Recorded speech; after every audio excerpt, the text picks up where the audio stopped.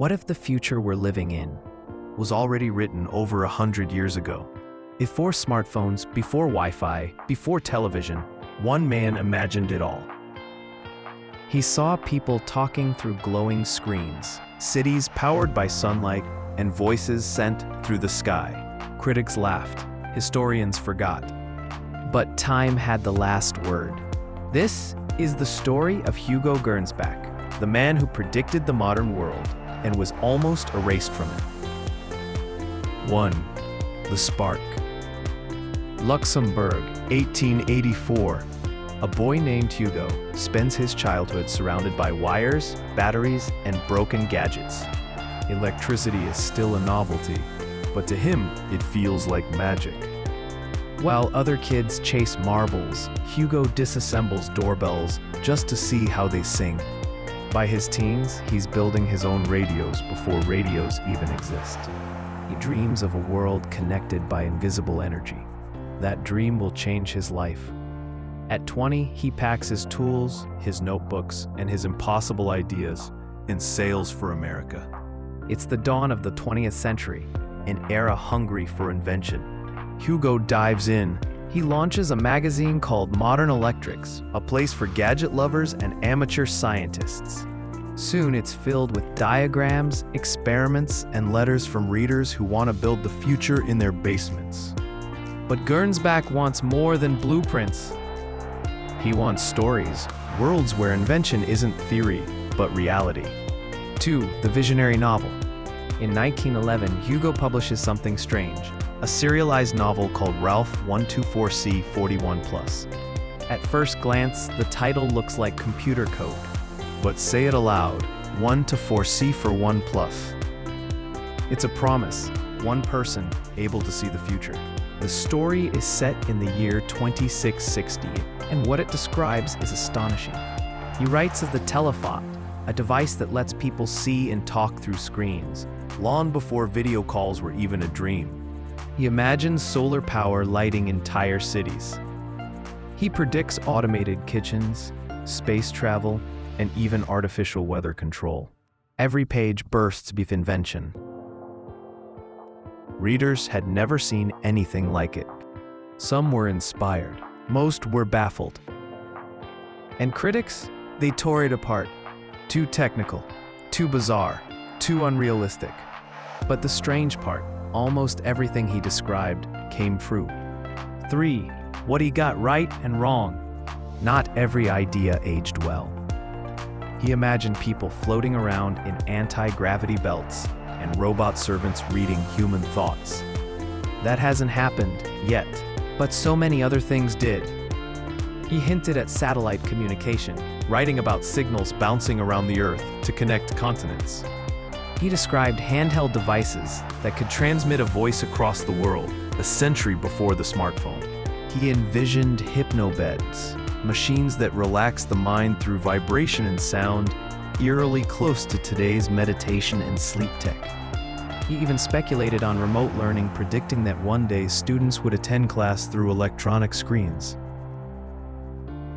Every chapter blurred the line between science and imagination. Gernsback wasn't guessing. He was calculating possibilities and then daring to believe them. But society wasn't ready for that kind of vision. And soon the world that mocked him moved on without him. 4. The fall into obscurity. By the 1930s, science fiction had exploded into pulp magazines and cinema. Flashy heroes, cosmic wars, aliens. It was big, loud, dramatic. Hugo Gernsback? Too scientific, too stiff. His characters read like instruction manuals, his plots like patent filings. While others entertained, he educated. Publishers wanted excitement, not experiments. Audiences wanted fantasy, not formulas. So Gernsback's name quietly disappeared from covers and conversations. He never won literary praise. He never saw Hollywood come calling. And yet, without him, the very idea of science fiction as a genre might never have existed. 5. The Legacy Reborn. In 1926, just before fading from the spotlight, Gernsback did something extraordinary. He founded Amazing Stories, the first magazine devoted entirely to science fiction. It was more than a publication. It was a movement. Within its pages, unknown writers began shaping the future. Ray Bradbury, who would later write Fahrenheit 451. Isaac Asimov, who dreamed of intelligent robots. Arthur C. Clarke, who envisioned satellites orbiting Earth. They all grew up reading Gernsback's ideas and took them further than he ever could. Decades later, when fans created an award to honor the greatest minds in sci-fi, they named it after him.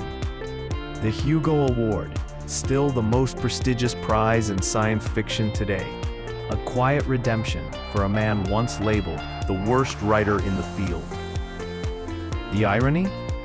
Every recipient of a Hugo carries his name into the future he imagined. 6. Why it still matters. Gernsback's story is a reminder of something timeless. Innovation always looks absurd until it works. The people who see too far ahead often walk alone. He wasn't right about everything, but he was right about believing in possibility.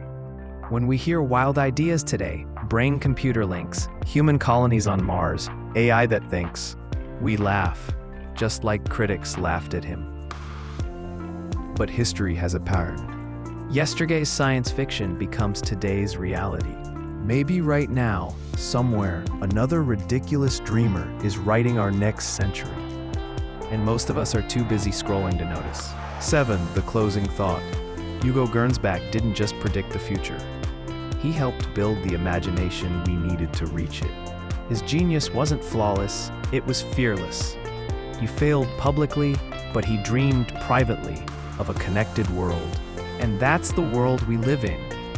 So the next time you unlock your phone, make a video call, or harness sunlight to power your home, remember the man who saw it first. Because the future doesn't belong to those who play it safe. It belongs to those who dare to imagine what comes next. If stories like this fascinate you, hit subscribe, share this video, and tell us in the comments, which forgotten visionary should we uncover next? Because somewhere out there, another Hugo Gernsback is dreaming, and the future is already being written.